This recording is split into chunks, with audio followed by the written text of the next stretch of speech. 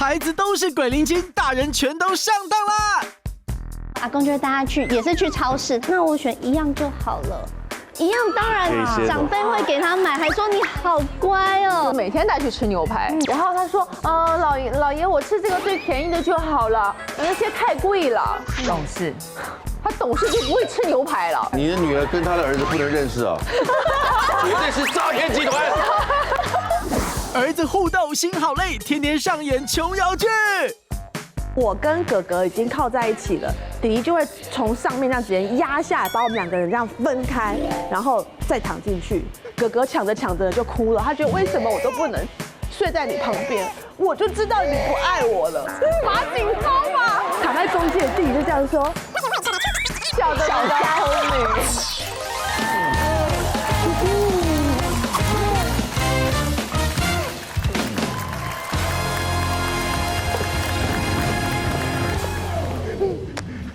欢迎收看《女王大人》，晚安，知道。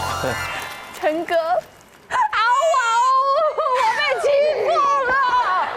说不着急，谁欺负你？欺负我的人是我们家恩宇。恩宇。对。恩宇不是你女儿吗？对，没有错。他就是他欺负我。他怎么欺负你？最近我们家恩宇完全是个小恶魔。怎么说？吃饭拖拖拉拉，一顿饭要吃将近3个小时。我的天哪！我每天都被他这些鬼灵精怪的行为打败，我真的快崩溃了。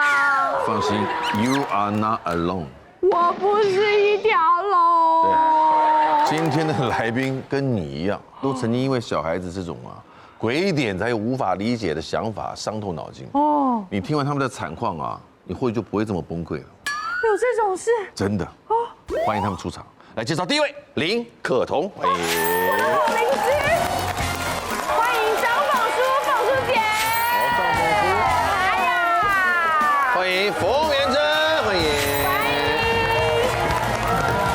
欢迎李欣，李小溪，还有欢迎四位。欢迎。这边呢，孩子最小的应该是林可彤的了哦。对，他2个嘛，你最小的3岁半。对，2个兄弟，其他的都只生1个。我们对台湾有没有贡献？生1个也算贡献，也有贡献了啦，多多少少啊。对呀，今年有毛不算秃啊。什么叫有毛啦？有就是已经有毛就不算秃了。有毛对。冯元珍才6岁。李小欣的12了，张凤凤的你的都17了，对啊，都要成年了。哎呦，今天主题是什么？一个头2个大，小孩鬼灵精怪花招多，危险很大的。这是小的吧？弟弟，你怎么知道？因为哥哥是比较保守的个性。对，是每个人家都这样吗？不是，我都有在 follow 你的部分，我都 follow 你的文章。大部分为什么老大反而小心翼翼？因为你一开始1对1的时候都是全部一直对他嘛，然后第2个出来的时候是就剩一半。你不想想哥哥比弟弟多听你们讲了3年的话，你觉得他不崩溃吗？真的？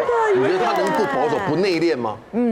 他呢从小就是哥哥，就是什么时候都会问我，那弟弟就是想要拿什么东西他就自己去拿。他从大概1岁多还不太会走路，他就会推椅子，然后爬上椅子去拿很高的东西，爬不下来的时候他才会哭。然后他永远都是自己打开冰箱就吃他想要吃的东西，他也都不会问我。哇塞！而且他很多 idea， 为什么你为什么对他没有要求？我对他有要求，他没有在听啊，他就是置身于世外，就是活在自己世界的人，而且他会很撒娇的说，不如我们现在吃个糖果吧。我说怎么会不如要吃个糖果呢？哥哥从来不会想要吃点心，而且他要吃个什么糖的、甜的，他都会问说可不可以。但是弟弟就是觉得什么事情就是下课一接他就说，不如我们现在去个 7-Eleven 买个养乐多吧。他就是一个这么，我就觉得他怎么哪里来的想法，就是什么都是他自己说了算，然后不如等你上班赚的钱，你再自己买吧。因为妈妈手头紧啊。反正他就是很喜欢自己处理事情，然后我说我要帮忙的时候，他就说不用，他自己来，就是一个这样的小孩。所以他就曾经有一次他在阳台玩水，然后我在厨房洗东西还是什么的，然后我就突然间听到他大哭，我就吓一大跳，然后他就跟我说妈咪，然后我就说什么？我就看到一只很大的蟑螂，就从阳台外面飞进来，好可怕！然后我就赶快把它抱进来，赶快把阳台门关起来，然后我就整个问他事情的来龙去脉。就是小孩看到大蟑螂从阳台飞进来，是不是太恐怖？是不是应该要赶快哭，赶快进来找妈妈？但是他就先想说我要怎么解决，我要怎么对抗这只蟑螂？他就先拿那个水管，先冲那只蟑螂，然后蟑螂就噗飞起来了，他就觉得太可怕了，我真的没有办法面对了，然后才叫妈妈。所以他本来有要处理这件事，对，他从小就想要处理那只蟑螂。那又有一件事呢，他就有一阵子看了 Elsa 的卡通影片之后，他就觉得他很想要当公主。所以他现在尿尿都还是坐着尿嘛，然后我就告诉他尿尿要压下去才不会喷出来。所以他有在尿尿的时候跟我说：“妈咪，我真的很想要当公主。”我说：“你是男生，你不能当公主。”然后他说：“为什么我不能当女生？”我说：“因为你有小鸡鸡，有小鸡鸡就不能当公主。”我就这样跟他讲完之后，有一天他就去那个放美术东西的一些胶带、剪刀的地方，拿剪刀出来剪自己的鸡鸡，真心剪哎。他说鸡鸡剪完，他就可以当公主了。太可怕了！那个剪刀因为剪过很多胶带，所以非常的钝。然后他就这样剪下去，就大哭。我才发现我儿子在剪鸡鸡耶，他没有真的没有真的剪破皮了，是因为那个剪刀太钝。他只要利一点的话，他现在就真的当女生了。所以我觉得他非常的危险。我现在什么事情都跟他讲得清清楚楚，因为他不知道什么事情是危险的，什么事情他都想要做看试试看。我觉得是你的表述不是很清楚，好像不是很清楚哈。对，就感觉像人家消失我就可以当女生了。对啊，消失了也不一定能当女生啊。如果你儿子说他想要当公主，你会怎么回答他呢？啊，娶个公主回来就好了。漂亮，张梦凤，看看你儿子，你儿子也是17、18了，你要讲什么？哇，就你的。刚刚是谁说吃饭慢的啊？吃饭慢，我女儿吃饭真的很慢哦，你绝对比不过我，真的哦，真的比不过我，而且我还会得到一串翡翠项链啊！你知道我儿子以前吃饭哦，在小学之前，我大概整天都在陪他吃饭，因为他早上8点起来的时候吃早餐会吃到11点。对吧？差不多要嘛，3个小时。8点吃到11点，大概1个半小时，我们要3个小时。那12点之后我又煮好午餐啦，他要吃，大概要吃到3点。3点吃完之后呢，终于睡个觉，然后大概6点起来要吃晚餐了，吃到9点。意大利人3个小时，9点吃完之后，对，9点吃完之后到10点，他说妈妈有红豆汤吗？他真能吃，所以他胃口是很好的。他胃口是好，他吃很慢，所以他以前吃再多都很瘦。然后他红豆还是一颗一颗剥壳吃呢，吃完就11点了。剥皮吃红豆，他是很享受吃饭这件事的。是的，恩姐你不能骂他，因为他没有到处跑，他也没有停止大家吃，只是他一颗一颗吃，一颗一颗剥着皮吃红豆，是好。谁教的？我不知道，有一次我在那边等。几乎快要打毛线了，我发现有一串项链送上来了，因为我那天吃的是羊肉炒面，你知道吗？他把面一根一根穿过那空空的空心菜，做了一条项链给我，说妈妈，漂不漂亮？所以我就获得了一个翡翠项链，空心菜，哇，真的是慢工细活哎，他是个聪明的孩子，慢工细活，真的，我儿子真的是这样，大概到小学之前都是这样，然后呢，后来小学之后，他到学校就很难适应了。早餐还是一样，就是我就把它量变少，然后呢，午餐到学校就是以12点吃嘛，他大概要吃到1点。就小朋友在睡觉的时候，他想办法都1点都吃不完，可是他就是会在后面吃，后排慢慢吃，他就慢慢才调。但晚餐还是吃3小时。那他到现在一直都很享受吃这件事吗？他现在不太挑食，但是没有像以前那样，他还是蛮享受，还是吃得算慢，很像某种美食家哎。对啊，吃东西算慢哦，那还好，所以到现在也是不胖。这我会急死。没有，现在胖，因为已经长到差不多了嘛，今年17了。因为我小孩都很会吃，然后也吃蛮快的。然后他的同学来我们家的时候，有时候还比较小，然后吃很慢又不专心。我想说，不然来喂别人小孩试试看。然后我就用很大口放他，也没有很大口啊，就我儿子一般口。放他嘴巴，我说你张开啊，他说张很小哎，那我说哇，原来别人的小孩嘴巴张这么小哦，我真的没办法接受，你可不可以张大一点啊？他又张一个好小，然后下次他就再也不来你们家玩。然后他放进去说又含着饭哎，林可彤那种喂法，用餐跟进食不一样。你知道进食？而且我跟你讲，幼稚园老师喂更大口。有没？有，我每次问我儿子说，我这样会太大口吗？你会不会太大口？他就跟我说，学校老师喂更大口。学校老师用汤勺是吗？可是因为老师要一个人要顾15个小孩啊，如果是公立的，对，他不能，他一定得这样。所以这个是鹅肝吧？好可怕哦！嘴很重要。这个也是方法。如果每个人都像元珍那样子把饭都做得很有趣，小孩一定会很喜欢。他那些创意便当哦，好厉害哦！来，冯元珍，你的小孩如何鬼灵精？他是女儿一脸绿，妈妈也一脸绿哦，因为我的想说是女儿就比较文静，比较乖，应该不会闯什么大祸。可是呢，我们就是去朋友家一起聊天，一群妈妈好不容易就是有时间可以聚在一起了，那我们就在客厅聊天，跟小朋友说你们到那个房间里面玩，随便你们怎么样了，因为我们妈妈要好好的聊天。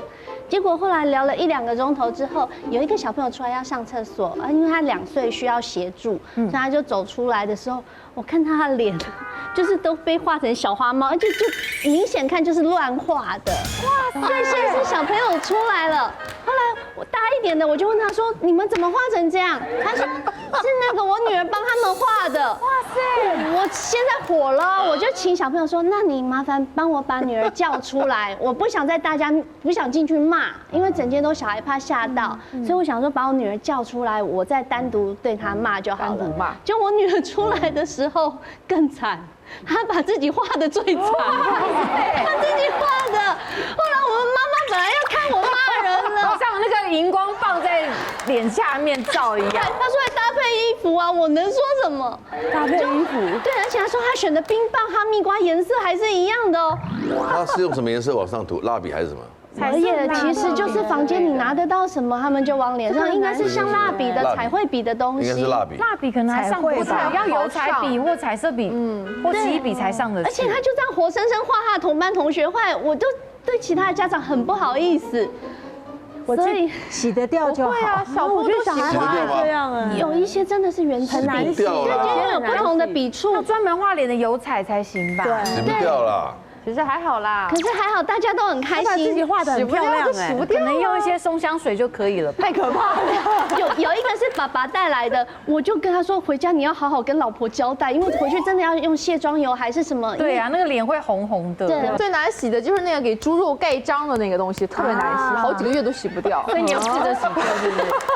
千万注意那个要收好。李欣，你的？听我们家儿子，写功课耍小聪明，哎，这是像谁呢？不是，绝对不像我，因为我觉得不是耍小聪明，真的是有点蠢。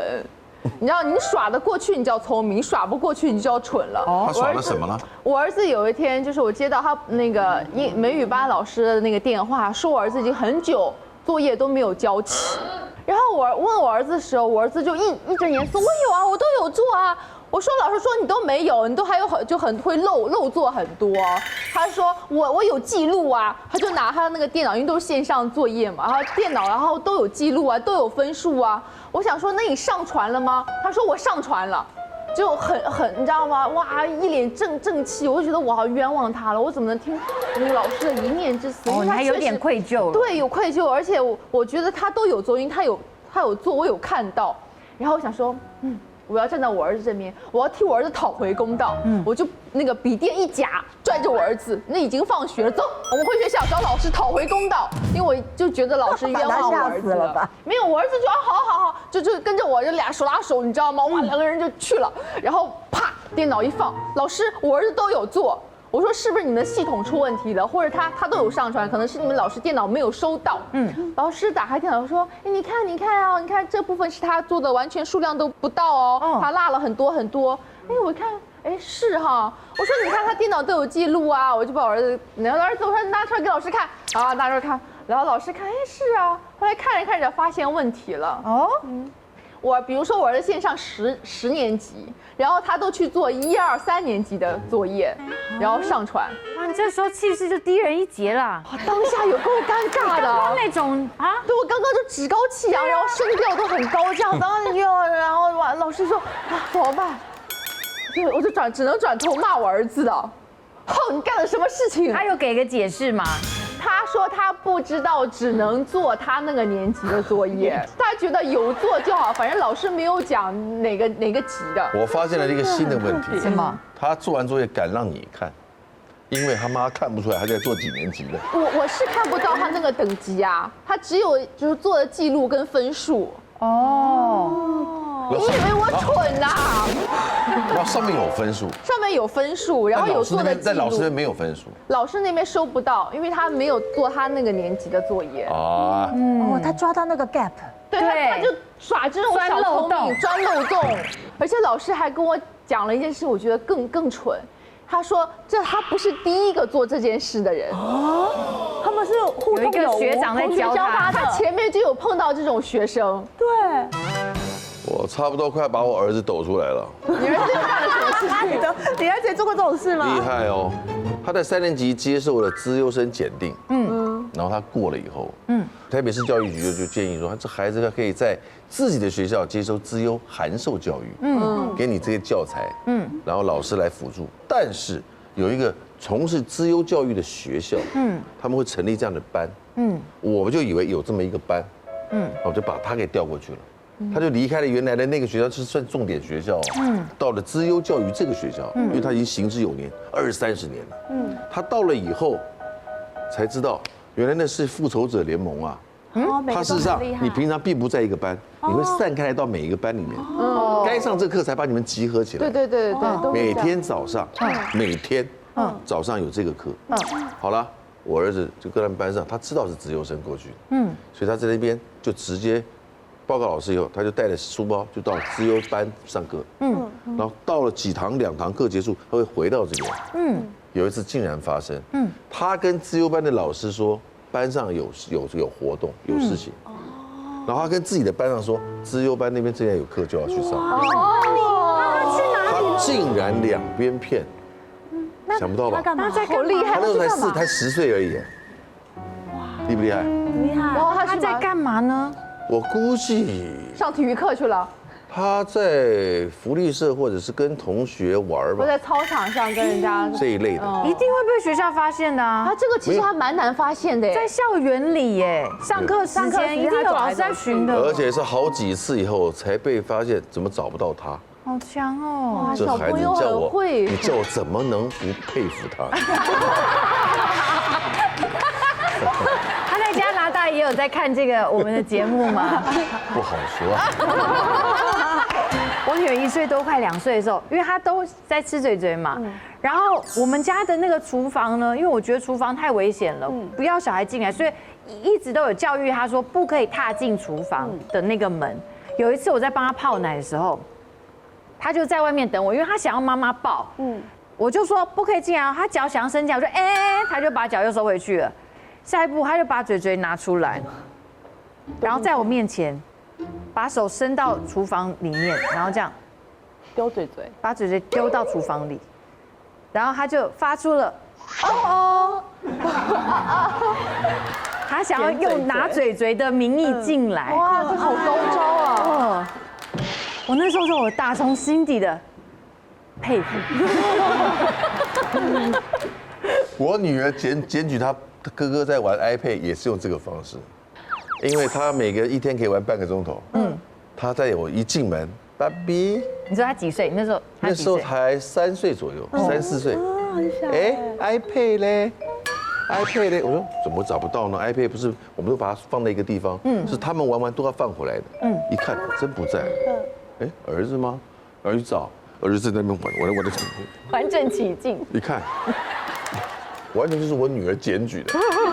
他引导你去找儿子，因为他哥哥不让他玩，他就检举，然后我就去抓他。他也不直讲，然后就他很无辜，好无辜啊，了不起，佩服，真的佩服，了不起。我们女人就要这样子这样才活得好，聪明啦，真的聪明。从小就练习宫斗的能力。对。女儿卖萌有目的，却只能举双手投降。阿公就会带他去，也是去超市。那我选一样就好了，一样当然长辈会给他买，还说你好乖哦，厉害哦，这好厉害哦，完全对付不了他。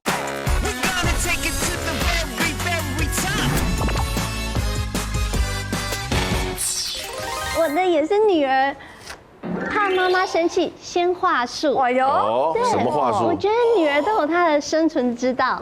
就是她最近就是在期末考，第一次面临1年级的期末考。哇，所以她就是我觉得她是紧张。平常成绩怎么样？还 OK 啦，没被老师通知过。 1年级没什么好计较的，没有那个期中考。对。那这一次，因为他在考前会有几次的小考，他才感受到压力。有一天我去接他，他明显的看得出来，他就是很忧伤，就快忧郁了那个表情。1年级，我想说，我不要小孩那么不快乐。我是个开明的妈妈，我可以觉得考不好没关系的。所以我说怎么啦？因为我知道今天考试啊。他说妈妈，我考得不好。我说没关系啊，妈妈小时候也常常考不好啊，而且总是有写错的时候、粗心大意的时候，没有关系的。可是，在回家的路上啊，越走他就是脚步越来越沉重，越不想回家，因为回家要签考卷。对，我就想说不行，我不想把这个气氛带回家。那回家爸爸又疑问说怎么啦？我怕他就哭了，或者怕他自信心崩溃，才1年级。所以我说那我们去买冰淇淋好不好？好。我们就去挑了冰淇淋，好开心哦！在买的时候都就是一副很欢乐的样子，忘记考试这件事。我觉得，我好像这个方法不错哦，就是至少让他暂时忘记了考试的压力。就在回家，我们就还没吃晚餐之前呢，他就坚持要先吃冰淇淋。我想说都买了，我就先改变你的心情。我们2个开始很开心的吃，吃到一半的时候，他去书包里拿出来说：“妈妈，你帮我签名。”他考了45分。是哪一科啊？英文哦。后来，这个冰淇淋吃到一半，我也不知道该不该吃，因为刚刚本来想骂的，可是想说不能摧毁他的自信心。对。可是45分真的，这时机点也太好了吧？应该要骂一下。先调整气氛。我说没关系，那为什么会考这样子的分数呢？我也不敢说很差。对，他说啊，我就不知道明天要考试啊，我就没背啊，所以就这样。OK， 好，知道他没背 ，OK， 我接受了。所以他是一个很聪明的小孩，他知道怎么管理我的情绪。对，这算不算一种情勒啊？我觉得某种程度。对，因为像我们难得回阿公阿嬷家的时候，阿公就会带他去，也是去超市，他最喜欢去超市了，就买了很多东西。那阿公都会很大方的说，你就选你爱吃的，没关系，他会装可爱哦。那我选一样就好了。一样，当然长辈会给他买，还说你好乖哦。哎呦，这么窝心的孩子。对，他买完他自己想要的那个饼干之后啊，他会跟阿公说，因为我觉得他心里那一刻是想到说，不行，我买回去一定又被妈妈骂，说怎么又叫阿公买这个。所以他跟阿公说，阿公，你要不要也买一样东西给你的宝贝呢？因为我是妈妈的宝贝。那你的宝贝就是我的妈妈。哇塞，好贴心！我爸就被他哄的说，对，我也要买给我宝贝。可是我要买给我宝贝什么呢？超市的东西，所以他就叫我女儿帮我挑一个。所以他又挑了一个，就2个他想要的。对，帮2个快快乐乐回到家的时候拿出来啊！我就说为什么我又买这个？就我妈妈说不能买的东西。他说：“可是阿公也有买一个给你啊。”好强！我爸那时候就会，就是眼神就跟我说：“你不要骂他，他有想到你。”所以我就整个真的被情了。对，厉害！数码的艺术比我好太多了。他想很多层嘞，厉害哦！这好厉害哦！完全对付不了他，我都快投降了。他什么星座的？他是水瓶座，我搞不懂。我要补充个考试的故事哦。好，我儿子考试演多大呀？就是考试当那天发数学卷成绩，期中考试哦，然后发数学卷的成绩，卷子一下来，我儿子一看分数不好，在班上啊。还没有放学，抱头痛哭，大哭，太抓马了吧！当着全班同学面啊，就哭的哇，你知道吗？哇，哭天抢地，然后老师就安慰他，一直安慰，你知道一直哭到放学，被老师搀扶到了校门口。你就想他戏演的多足，戏太多了吧？哭到不能自已，老师送到了他6年级，小学6年级啊，一个男生，对不对？哭到你知道吗？就很8点档的哭，被老师送到了校门口，然后回家可能成绩不好，然后我刚想要骂呢，我就收到老师的信息了。我才知道他在学校发生了什么事情。什么事？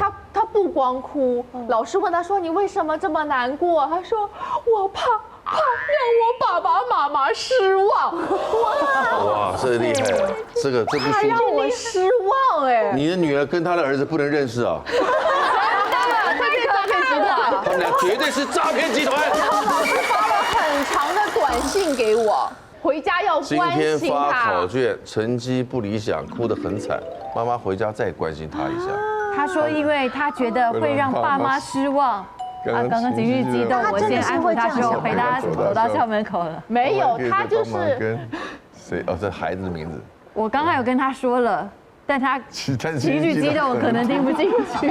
他有2次情绪激动了，就可想他的情绪是多激动。发现完了还是要勇敢面对，看一下自己错的原因。这只是一半，后面还有哦。老师也太关心他了。反正总结起来就是让我不要骂他，要鼓励他，要安慰他，不要再让他情绪激动了。对，他已经很难过了，不要让他再激动了。你的老师怎么想我？假如你考不好回来，我是打骂他吗？他如此害怕，而且怎么被人家知道的？我没有，我从来没有打。而且他这个戏要做全。那你这样不打太可惜，打下去。大家都认为你会打，你不打是不是可惜了？是，而且你打下去，他下次知道这招没用了。对，是我当时真的我是背着手，这只手抓着这只手，你知道吗？因为我真的好生气。他一回家还在延续这场戏，他就这样扑在床上，趴在枕头上啊，嗷的哭啊，就哭的就非常大声的。对了，他趴着就等你打，不是吗？然后我就说趴好了，我怎么打得下去？然后我就为了忍住我自己，我马上就是离家出走了。就去朋友家了，因为我怕我在家里不知道会发生什么事情。其实最让我生气的不是他考了多少分，而是老师那个信息，我怕老师该怎么想我。然后为什么我就觉得全部在演戏？因为等我下午再回家的时候，他是完全是另一个精神状态了，就是他已经在那边看电视，然后跳舞了，就这种状态了。你是说前面还情绪激动的？对，这是我他有在练国标吗？没有，这是我下午回家看到的情景，他已经是这个状态了。哦，哇哦，他戏演得很好。他戏演得很好，他已经完全不在那个看到他这个自在的样子，他也不在意。他觉得他呀，这关我过了，就这样。哦，你知道吗？他演过了。儿子互斗心好累，天天上演琼瑶剧。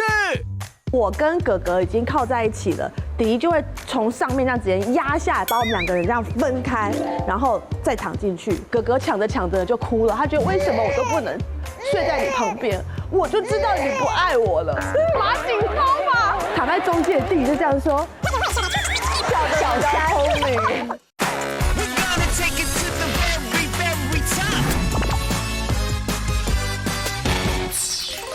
哎，我的是什么呢？我也不知道哎。魏强对，魏强妈妈演很大。我今天给大家一个温馨的故事好吗？是温馨的。我的小孩真的没那么聪明哎，他6日啊会约我去他的学校走一走。我说你已经每天上学，你6日还要去上学，还要去学校走走干嘛？他说因为呢大节下课啊，他不敢去外面，他一直待在教室里面。所以呢，他都不知道学校哪里好玩，他想要我陪他去走一走。我说为什么大节下课你不出去外面玩？对啊，大下课20分钟啊，30分钟。哦，他说呢，因为老师说有纠察队在外面走，如果小朋友做不好的事情会被记警告。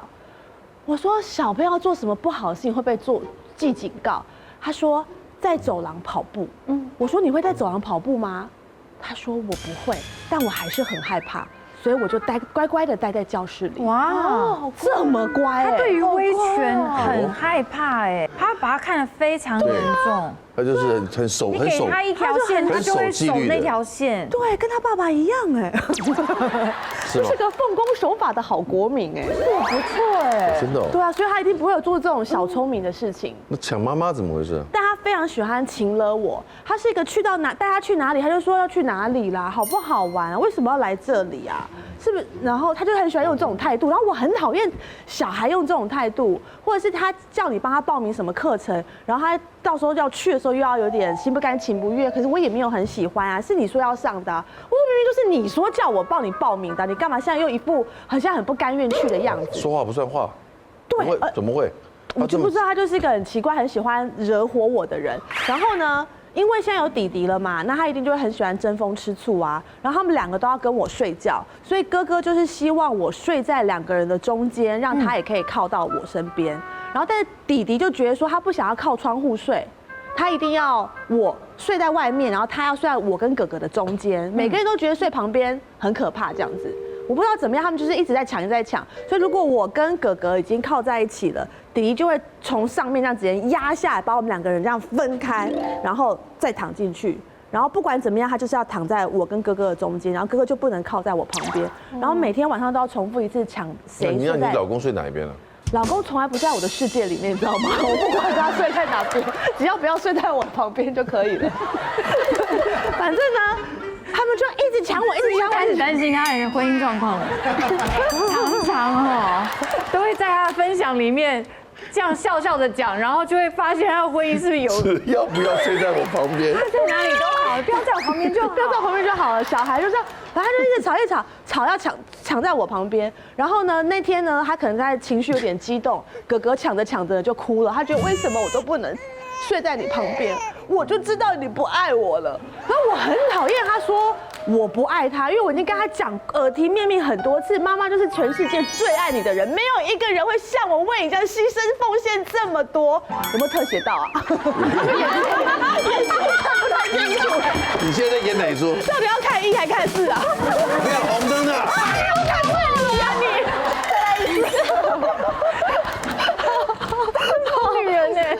好，反正呢，他就开始跟我讲这句话了。我就跟他说不要再讲这个话，妈妈都是很爱你的。然后他就再说没有，弟弟生出来之后，我都觉得你不爱我了。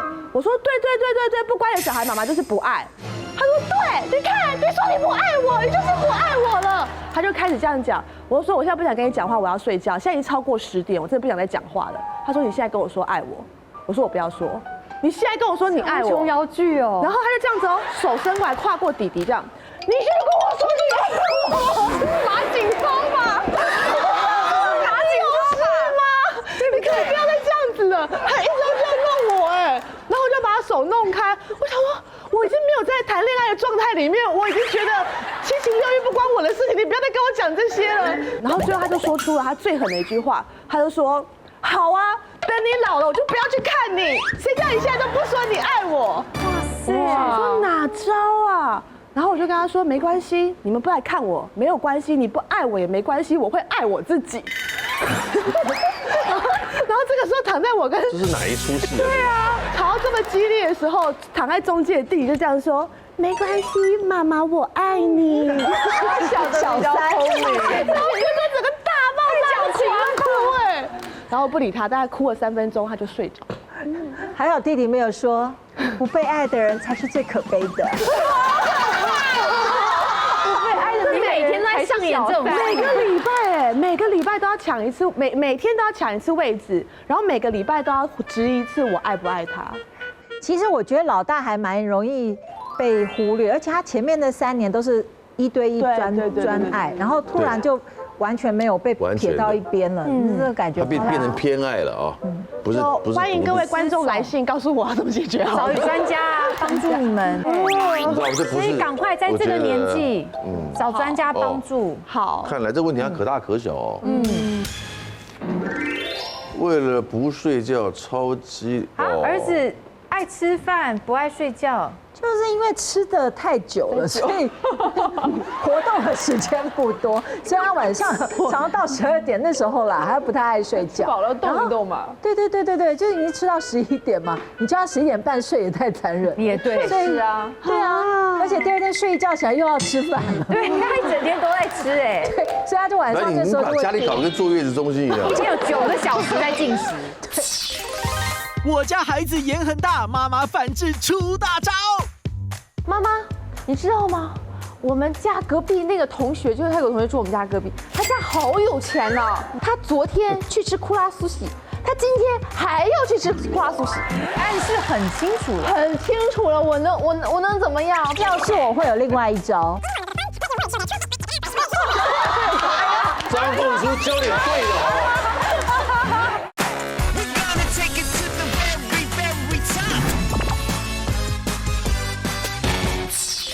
把家里搞得跟坐月子中心一样。一天有9个小时在进食，然后8个小时睡觉。对，所以后来呢，那我就想说不行啊，我已经累了，我陪你陪那么久，我累了，我要睡觉，我要关灯。然后他就突然跟我说：“妈妈，睡觉的英文怎么写？”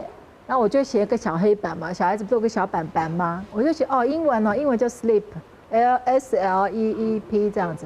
他就说，然后他就拿起笔来画一个圈圈，然后再画一横说：“现在这个时间禁止睡觉。”为什么？搞这个。可是我那个时候跟我睡，我还是睡得着，所以他就是可以这样躺着，然后就在我旁边跳来跳去这样子，然后跳累了之后他就睡这样子。我们那个时候是这样，然后现在啊，等到他已经长大了，没有人在我旁边跳了，偶尔猫会跳上来，反正现在我反而睡不着。对，其实我觉得可能跟更年期有一点关系吧，大概过4之后45了，45觉会越来越少，就会对，本来是一开始是没有睡不着，一开始只是缩短。比如说你以前可能睡8个小时、7个小时，然后就突然怎么这次都只需要睡5个小时就行了，然后再就开始会发现有一天会怎么睡都睡不着，睡不成，睡不成，或者是你应该12点躺下去，怎么到2点还没睡？他那个钟就开始在那边摇摆对，就开始会有睡眠的，然后就开始会有一些障碍，对，然后有些时候是起不来。就开始会有一些睡不好的问题，那睡不好很麻烦，因为你第2天时间一到，你还是得工作。人才半百的，哪那么多问题？对啊，没有女生，我真的觉得荷尔蒙影响很大。荷尔蒙真的会影响，真的比青春期严重多了，真的严重多了。所以我就是常常睡不好。那我一开始不太敢讲，那后来呢，跟朋友聊才发现，差不多的年纪，真的都差不多，只是大家都不常说，所以难怪。你看市面上为什么这么多睡不好的这个产品？对不对？是真的有很大的一群人真的是睡不好，症状有轻重之分了，大家都有，真的。所以朋友后来就说：“哎呀，你这不早说，我们这票都已经吃了，就你还没吃。”吃什么？那个熟睡的法宝，他就推荐我说，熟睡的法宝，更年期的期间呢，你可以试试看，这个可以让你这个容光焕发，然后帮助入眠，这样子。难怪觉得你气色不错，我也需要最近我真的也是5个钟头就醒了，真的，我是睡不到6个钟头。而且其实男生也是有更年期的问题，也是开始会越睡越短，对，是这样子。所以这好东西今天有带来，有要跟大家介绍一下。哇，要推荐的呢就是这个熟睡的法宝。它是从工研院的这个技术出来的，然后再技术转移，由数10位的这个硕士啊、博士啊，然后大家一起用这个 AI 的数据呢来研究，筛选出天然的植萃，所以它的成分呢其实就是我们的鹿角灵芝，然后有红枣，然后有我们的龙眼，还有莲子。都是天然的，没有想到吧？对，这个是其实对我们的睡眠是很有帮助的4样东西。因为它鹿角灵芝里面呢，它是用这整株的。鹿角灵芝的特色就是它的孢子是在里面，它不会像一样要喷发出来，所以它的那个最好的成分都会包在里面。所以这样子1公斤的这个鹿角灵芝大概只能萃取做成这个6份。就是6组什么熟睡的法宝，太稀有了吧？非常非常的稀有，对，成分很珍贵，然后用温和渐进的方式，然后来调整身体的体质。所以你由内而外，就会整个人是不一样的，不是我们由外而内的方式。由内而外的话，就是说你会全身就有容光焕发的感觉。除了睡得好的话，你的精神也会比较好。对。然后其实鹿角灵芝它还有除了有助眠的效果之外，它还有让你这个气色就是有一种也是补气的补气美容的一个功效。所以呢，我朋友有一次在路上遇到我，很久没见到我，他就说：“你最近是不是做了什么？”对，动了什么手脚？没有，对，其实我就没有，然后就跟这个可能有关系，对，所以我现在是怎么吃呢？就是每天大概睡前30分钟，然后吃2颗，吃1个月左右的时候，你就会很有感觉。就会很有感觉。睡前2颗，吃1个月就有感觉了。那他也很让我放心，是因为他是唯一一个得到中国、美国、日本、台湾他的技术的这个算是专利，而且他还得到第18届台湾的新创奖。哇！对，所以大家可以很放心、很安心的使用。那它是植萃，表示吃素的人也可以很安心的吃。所以我是推荐大家在更年期，如果跟我们这一群妈妈们、朋友们差不多一样，有一些睡不好的问题啊，或者是气色比较暗淡了，需要有一点精力的话，都可以试试看我们这个熟睡的法。其实我觉得像这样子的产品，都不要等到你已经有更年期症状才开始吃，它应该在你预测你快要更年期的前几年，对，需要开始持续的保养。其实是会有征兆。对啊，比如说我现在就应该开始吃，然后它会让更年期的这个一些剧烈症状比较缓，它变得缓缓的上去，不是剧烈的上去。更年期不是更年期，还有更年前期。对，对，就是你开始会有一些睡不好，大概从45岁之后就会开始。现在40岁可能就开始了。哦，因为太劳累。好，希望大家都睡得好，然后而且会变漂亮。好哎。我们都需要有好的睡眠品质啊，真的人会看起来状态更好一点，对吧？李小金，你最后一个了，来，迫不及待要讲给大家听。想吃又爱装懂事，爱假给谁的？对我儿子真的就平时就是很爱演，演很大那种人，然后就戏演得很足。当然，你看他爸爸妈妈是谁呀？爸爸妈妈都很 drama 的，其实。我们两个平常就在演吧。啊，你跟我们的演技应该他看不出来吧？不会，对啊，你这是在协议里的。儿女脑袋太聪明，妈妈真的错了蛋。每天带去吃牛排，然后他说，老爷，我吃这个最便宜的就好了，那些太贵了。懂事，他懂事就不会吃牛排了。这跟他女儿是不是异曲同工之妙啊？你们真的不能认识耶！你女儿不能跟他交往。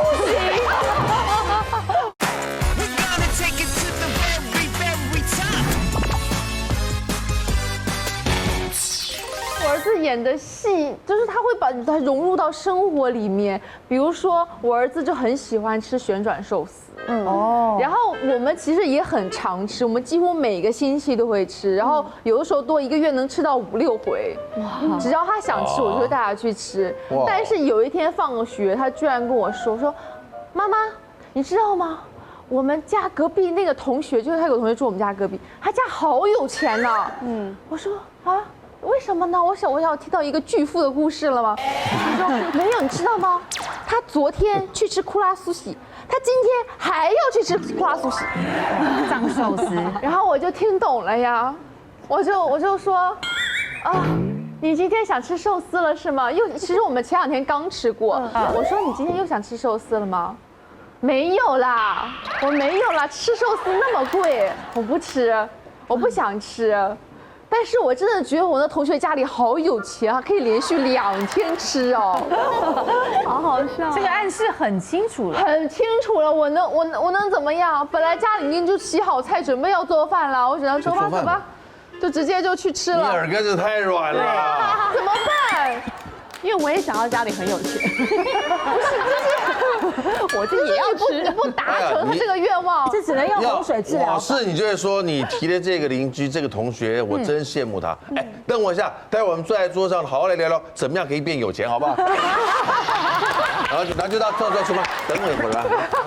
那要是我会有另外一招，哪一招？我会说谁比我们家有钱呢？我们天天吃库拉寿司，我们这个月天天都吃，吃到他怕。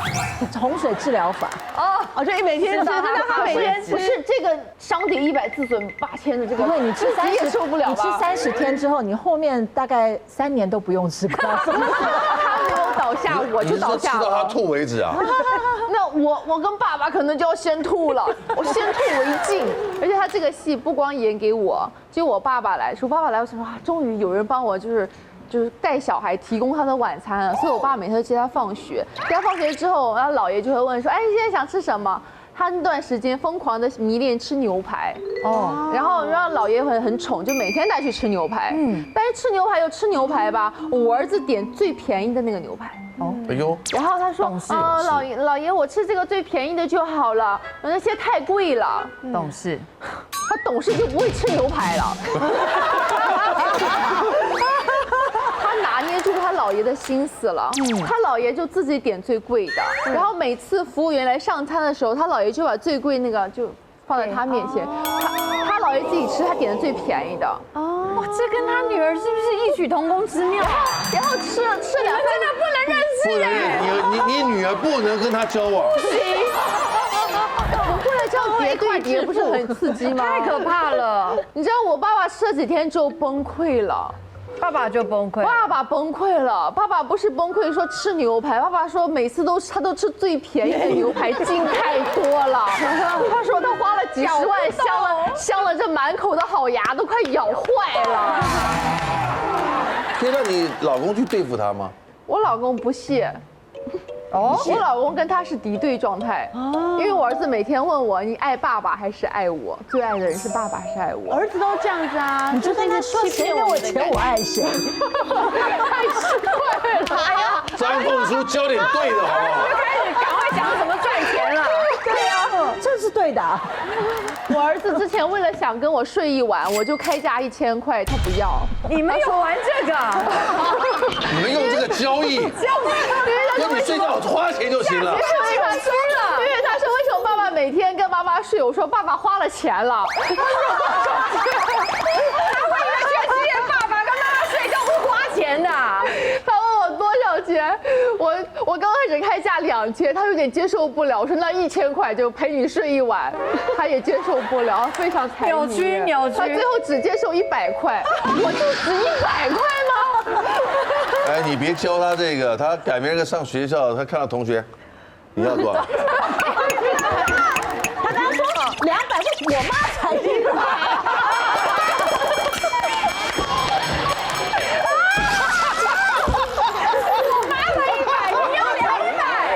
你什么东西？我妈送我100，你送我200。哎呦喂！玩笑归玩笑，有些玩笑不要往下发展。价值观扭曲哎。但确定是你们俩孩子不能认识的，不能认识。确定。小孩子的鬼灵精怪跟不按常理出牌的这种行为呢，无疑的也是考验着父母亲所有的家长的耐心跟智慧。随着孩子逐渐长大的，当你回头看看那些看似混乱的那个时光、那个过程，它早已变成了你脑海里面最珍贵的回忆。女王大人，下次见 ，See you， 拜。谢谢你，